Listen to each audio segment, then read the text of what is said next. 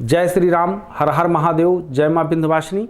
आज खास तौर पे जो हम अपने भाई बहनों को बताना चाहते हैं वो हम सिर्फ एक ही चीज़ पे बताना चाहते हैं कि ऐसे लोगों को जिनका बुध अष्टम भाव में बैठा हो उनको किस चीज़ का व्यापार करना चाहिए।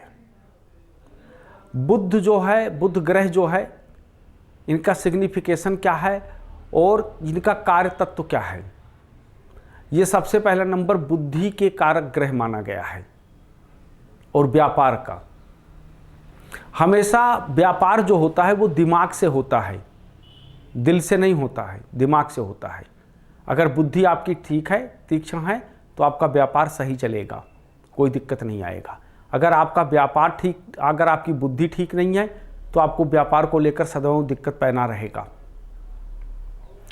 इसलिए जो बुद्ध के देवता हैं, जिन्हें बुद्ध के अवतार कौन हैं, जो बुद्ध के कार्य तत्व को लेकर के इस धरातल पर आए हों, वो भगवान विष्णु हैं। क्योंकि भगवान विष्णु को बुद्धि प्रदत्त देवता कहा गया है। बुद्धिमानों की श्रेणी में आते हैं, वो बहुत बुद्धिमान हैं। आज तक आप लोग सुनते आए होंगे कि बुद्धि के देवता गणेश हैं, लेकिन गणेश जी उसके देवता नहीं है, बुद्धि के देवता गणपति नहीं हैं। गणपति जी जो हैं वो तुम्हारे कुंडलनी के देवता हैं, जिसको आपने सुना होगा कुंडलनी जागरण, उसके देवता हैं। ठीक है। और इनको फॉलो कौन करता है? इनको केतु करता है, केतु। इसलिए जो गणपति हैं वो तुम्हारे कुंडलनी के देवता हैं। आप उनको बैठते हैं तो उनका बैठना देखो, पूरा कुंडली के आकार में बैठते हैं। और बुद्धि के प्रदत्त देवता जो हैं भगवान विष्णु हैं। शिक्षा का प्रदत्त देवता कौन है? बुद्ध है। हमेशा बुद्ध और व्यापार, मतलब बुद्ध और शिक्षा और व्यापार, ये हमेशा बुद्ध के जरिए होता है। आपके अगर अष्टम भाव में बुद्ध बैठा है तो आप किस चीज का व्यापार करें जिससे आपका व्यापार फलीभूत हो और व्यापार में आपका मन लगे और उस व्यापार को निरंतर बढ़ाने की आप प्रयास करें। अष्टम भाव जो होता है वो दूसरों का धन यूज करने का होता है, दूसरे का पैसा किसी भी व्यापार में लगाने का होता है।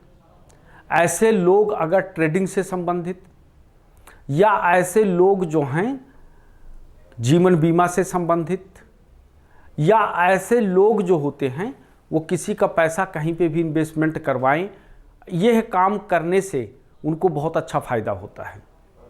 बाकी जो अष्टम भाव है वो तुम्हारे गुप्त ज्ञान का भी है, यानी ज्योतिष का भी है। ऐसा आदमी अगर ज्योतिष करता है तब भी उसको बहुत अच्छा फायदा होता है। और अष्टम भाव जो होता है वो तुम्हारा तंत्र मंत्र का भी होता है।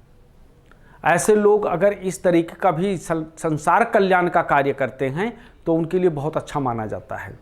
इसलिए अष्टम भाव में जब बुध बैठ जाए और अगर अष्टम भाव से संबंधित चीज़ों का अगर आप व्यापार करते हैं तो आपके जीवन में व्यापार को लेकर के कोई समस्या नहीं उत्पन्न होगी। इसलिए आप हमेशा जब भी अष्टम भाव में बुध बैठा हो तो आपने देखा होगा कि जीवन बीमा LIC करने वालों का काम बहुत बढ़िया चलता है और उससे बहुत सारा धन कमाते हैं। लेकिन कहीं ना कहीं जब आप उनकी कुंडली को देखेंगे तो आपको ये पता चलेगा कि उनके अष्टम भाव में बुध बैठा हुआ है। या आप किसी बहुत अच्छे ज्योतिषी को देखेंगे, बहुत बढ़िया ज्योतिषी को देखेंगे, तो आपको अक्सर मिलेगा कि उनके भी अष्टम भाव में कहीं ना कहीं चंद्रमा और बुध का योग बना हुआ है। इसी तरीके से जब भी आप देखो कि कोई व्यक्ति किसी को पैसा इन्वेस्टमेंट करने का सलाह देता है कि आप जो है किस कंपनी में पैसा लगाएं, किस शेयर मार्केट में लगाएं, किस में आपको अच्छा फायदा होगा, उसको भी जब देखेंगे तो उसके अष्टम भाव में बुध जरूर बैठा होगा, क्योंकि वो दूसरे के पैसे को लगवाना और यूज करना दोनों जानता है। लेकिन अष्टम भाव का जो बुध होता है वो हमेशा व्यक्ति को, कोई भी बात कर रहा है, कुछ भी सोच रहा, कहीं भी बैठा है, लेकिन हमेशा जो उसका ध्यान होता है ना, वो सिर्फ एक ही चीज पे होता है। और वो ध्यान किस पे होता है? पैसे पे। क्योंकि ग्रहों के कुछ ऐसे कार्य तत्व होते हैं कि वो जिस घर में बैठता है वहां से 5, 7, 9 दृष्टि देखता है, तो जो जहां देखता है उसका भी फल होता है।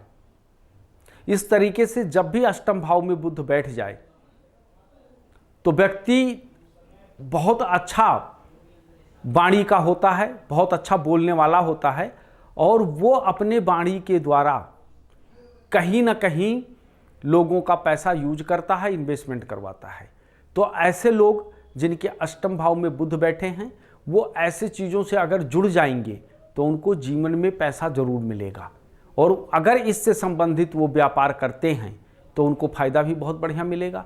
क्योंकि ज्ञान मतलब गुप्त ज्ञान यानी कंसल्टेंसी का भी अगर वो काम करते हैं तब भी उनको बहुत अच्छा फायदा मिलता है, बहुत बढ़िया फायदा मिलेगा। तो इसलिए आप हमेशा अपनी कुंडली को देख करके और बुध का विचार करके अगर आप किसी व्यापार को करते हैं तो आपको जीवन में कभी दिक्कत नहीं आएगी और आपका व्यापार स्मूथ तरीके से चलता रहेगा, आपको कभी कोई परेशानी नहीं आएगी। जय श्री राम, हर हर महादेव, जय मां विंध्यवासिनी।